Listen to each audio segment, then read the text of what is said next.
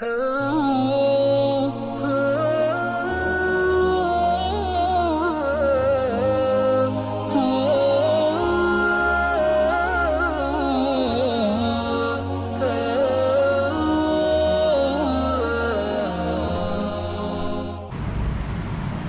بالله من الشيطان الرجيم بسم الله الرحمن الرحيم فما للذين كفروا قبلك مهطعين عن اليمين وعن الشمال عزين أيطمع كل امرئ منهم أن يدخل جنة نعيم كلا إنا خلقناهم مما يعلمون فلا أقسم برب المشارق والمغارب إنا لقادرون على أن نبدل خيرا منهم وما نحن بمسبوقين. شروع کرتا ہوں اللہ رب العالمین کے نام سے جو بڑا مہربان نہایت رحم کرنے والا ہے.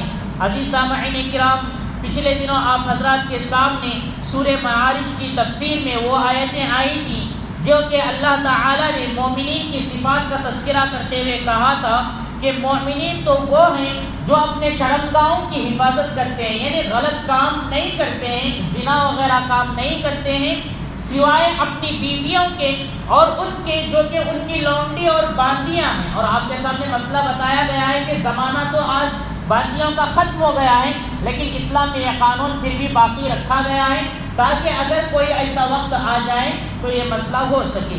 چنانچہ اللہ کہتے ہیں، اللہ نے کہا تھا کہ اپنی بیویوں کے پاس اور باندیوں کے پاس اگر وہ جائیں تو اس میں کوئی برا نہیں ہے، کوئی ملامت نہیں ہے.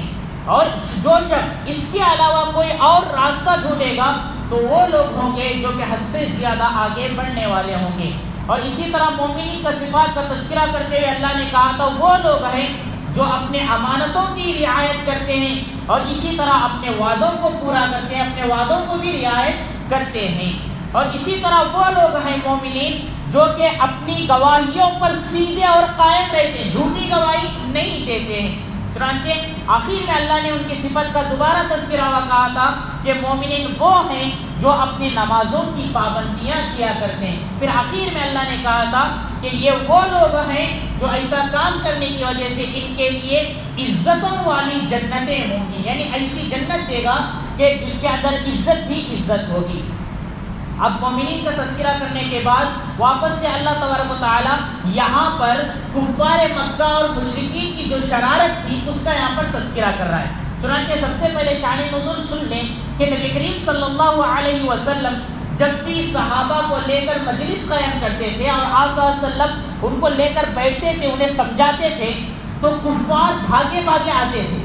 کافر اور مشرکین لوگ اس مجلس میں شریک ہونے کے لیے بھاگے بھاگے آتے تھے.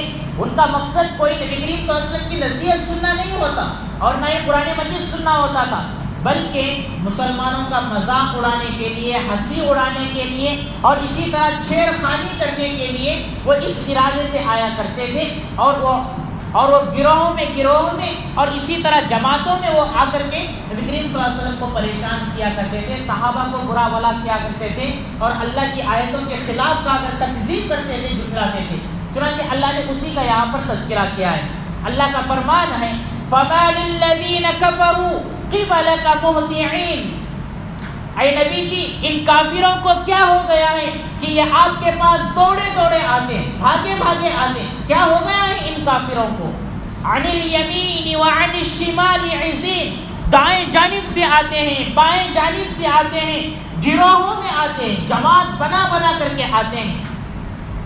اور اسی طرح وہ لوگ کہا کرتے تھے، یعنی نبی کریم صلی اللہ علیہ وسلم کے پاس آنے کے بعد آیتیں وغیرہ سننے کے بعد وہ لوگ ہنسی مذاق اڑاتے ہیں، کہتے ارے یہ دیکھو مسلمانوں کو، یہ لوگ کہتے ہیں کہ ایمان لائیں گے تو جنت میں چلے جائیں گے اور عزت والی وہاں پر جنتیں ہوں گی. یہ مسلمان اس طرح سے کہہ رہے ہیں اگر جنت میں جانا ہی ہوا تو ہم ان مسلمانوں سے زیادہ افضل ہیں، ہم بڑے اچھے، ہم سردار ہیں، ہم کو سب سے پہلے جنت ملے گی، جنت کے سب سے زیادہ حقدار تو ہم ہو جائیں گے. اس طرح سے وہ کہا کرتے تھے. چنانچہ اللہ نے یہاں پر کہا أَيَطْمَعُ كُلُّ امْرِئٍ مِّنْهُمْ، کیا ان میں سے ہر ایک شخص یہ امید کرتا ہے، کیا ان میں سے ہر ایک شخص یہ خواہش کرتا ہے أَن يَدْخُلَ جَنَّةَ نَعِيمٍ، کہ وہ نعمتوں والے جنت میں داخل ہو جائے گا.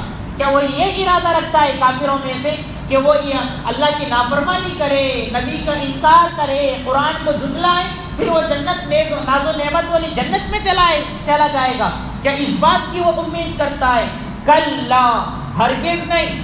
اللہ کہہ رہا ہے کلا، ہرگز نہیں۔ کیسے ہو سکتا ہے؟ ایک ہے اللہ پر ایمان لانے والا بندہ، اور یہ کا ہے اللہ کے رسول صلی اللہ علیہ وسلم پر ایمان لانے والا بندہ، نیز ایک ہے اللہ کی آیتوں کو ماننے والا بندہ، اللہ کے مطابق زندگی گزارنے والا بندہ۔ ایک بندہ یہ، اور دوسرا بندہ اللہ کے ساتھ شرک کرنے والا بندہ، نبی کو ناراض کرنے والا بندہ، آیتوں کو جھٹلانے والا بندہ، گناہ کرنے والا بندہ۔ تو یہ دونوں کیسے برابر ہو سکتے ہیں؟ قرآن مجید میں دوسری جگہ پر اللہ نے کہا ہے هل يستوي الذين يعلمون والذين لا يعلمون، کیا علم والے اور انجان، یعنی ایک آدمی ہے پڑھا لکھا ہے اور ایک آدمی ہے بالکل نہیں پڑھا لکھا ہے، دونوں برابر ہو سکتے ہیں؟ دونوں برابر نہیں ہو سکتے۔ چنانچہ اللہ نے وہاں پر سمجھایا، دوسری جگہ قرآن میں جنتی اور جہنمی دونوں برابر نہیں ہو سکتے۔ تو یہاں پر بھی وہی کہا گیا کلا، ہرگز نہیں، انا خلقناہم مما یعلمون۔ اس بات کو بتانے کے بعد آج یہ پھر اللہ ایک دوسری بات بتا رہے ہیں۔ وہ بات یہ ہے کفار مکہ کیا کہا کرتے تھے؟ ان کا ایمان نہیں تھا، وہ لوگ اس بات کو نہیں مانتے بلکہ سوال کرتے تھے کہ ہم مر جائیں گے، ہڈی ہو جائیں گے، مٹی ہو جائیں گے، دوبارہ ہم کو اٹھایا جائے گا؟ یہ بات تو بہت دور کی بات ہے۔ اس طرح سے وہ کہا کرتے تھے۔ تو اللہ رب العالمین مرنے کے بعد دوبارہ اٹھایا جانا اللہ کے لیے کتنا آسان ہے، اس بات کو یہاں پر سمجھا رہے ہیں۔ اللہ کہتے ہیں انا خلقناہم مما یعلمون، یقیناً ہم نے ان لوگوں کو ایسی چیز سے پیدا کیا ہے جس کو یہ لوگ جانتے ہیں۔ یعنی آپ بھی جانتے ہیں، میں بھی جانتا ہوں، دنیا کا ہر آدمی جانتا ہے کہ انسان کو کس چیز سے پیدا کیا گیا۔ انسان سے نکلنے والے ایک پانی سے پیدا کیا گیا جسے نطفہ کہا جاتا ہے، منی کہا جاتا ہے۔ چنانچہ اس سے اللہ رب العالمین نے انسان کی پیدائش کی۔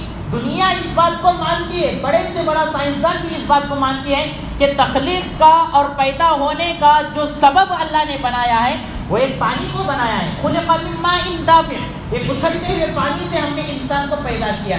چنانچہ اللہ یہاں پر وہی کہہ رہا ہے ہم نے جس چیز سے ان کو پیدا کیا ہے مما یعلمون، اس چیز کو یہ لوگ جانتے ہیں، ان کو معلوم ہے اس چیز سے ہم کو پیدا کیا گیا ہے۔ آگے اللہ قسم کھاتے ہوئے کہہ رہا ہے فلا اقسم برب المشارق والمغارب، میں قسم کھاتا ہوں مشرقوں اور مغربوں کے پروردگار، یعنی اللہ خود اپنی قسم کھا رہا ہے، اللہ خود اپنی قسم کھا رہا ہے کیونکہ وہ پروردگار ہے۔ مشرق، اب یہاں پر بتایا، یہاں پر جمع کا لفظ استعمال کیا گیا، پلورل استعمال کیا گیا، مشارق، مشرق نہیں کہا ہے، مغارب کا، مغرب نہیں کہا، یعنی اس سے معلوم ہوا کہ مشرق ایک نہیں ہے، مغرب ایک نہیں ہے۔ قرآن مجید کی اس آیت سے معلوم ہوا کہ سورج کے، جیسا کہ مفسرین نے بیان کیا ہے، لکھا ہے اس بات کو، اور بڑے بڑے لوگوں نے بھی اس بات کو لکھا ہے، آج کل کی سائنس بھی مانتی ہے کہ سورج ایک ہی جگہ سے نہیں طلوع ہوتا ہے بلکہ اس کا طلوع ہونے کا جگہ تھوڑا ہٹ کر رہتا ہے۔ چنانچہ اللہ رب العالمین، مشرق مطلب طلوع ہونے کی جگہ، چنانچہ سورج ایک ہی جگہ سے طلوع نہیں ہوتا بلکہ الگ الگ جگہ سے طلوع ہوتا ہے، اس کی جو جگہ ہے وہ استوا الگ ہوتا ہے۔ چنانچہ اللہ نے یہاں پر جمع کا صیغہ استعمال کیا۔ یہ ایسی آیت آپ کے سامنے سورہ رحمان میں آئی ہے اور وہاں پر پورا سائنس کی بات بھی آپ حضرات کے سامنے بتا دی گئی تھی۔ چنانچہ اللہ کہتا ہے مشرقوں اور مغربوں کے پروردگار کی قسم، انا لقادرون، یقیناً ہم اس بات پر قدرت رکھتے ہیں، ہم اس بات پر قادر ہیں، علی، یہ کہ ان نبدل خیرا منہم، ان سے بہتر لوگوں سے انہیں بدل دیں۔ یعنی اللہ کہہ رہا ہے اس بات پر ہم پوری قدرت ہم کو حاصل ہے، ہم یہ طاقت رکھتے ہیں کہ ان لوگوں کو ختم کر دیں اور ان کی جگہ میں دوسری کوئی قوم لے کر آئے جو ان سے بہتر ہو، جو اللہ کی عبادت کرے گی، ایمان لے کر آئے گی۔ اس بات پر ہم کو پوری قدرت حاصل ہے۔ وما نحن بمسبوقین، اور ہم اس بات سے عاجز نہیں ہیں۔ ایسا نہیں کہ اللہ ایسا نہیں کر سکتا، نہیں، اللہ کر سکتے ہیں، اللہ ان سے بدل کر کے دوسری چیز لے کر آ سکتے ہیں۔ یعنی یہاں پر بتایا گیا کہ جو اللہ اس بات پر قادر ہے کہ ایک پانی سے انسان کو بنا سکتا ہے، اور اسی طرح جو اللہ اس بات پر قادر ہے کہ انسان نافرمانی کرنے پر اسے ختم کر دیں، عذاب دے کر اسے ختم کر دیں، اسے نسیہ منسیہ اور بھولا بسرایا کر دیں، پھر اس کے بعد کوئی اور قوم لے کر آ کر ان کی جگہ میں آباد کریں۔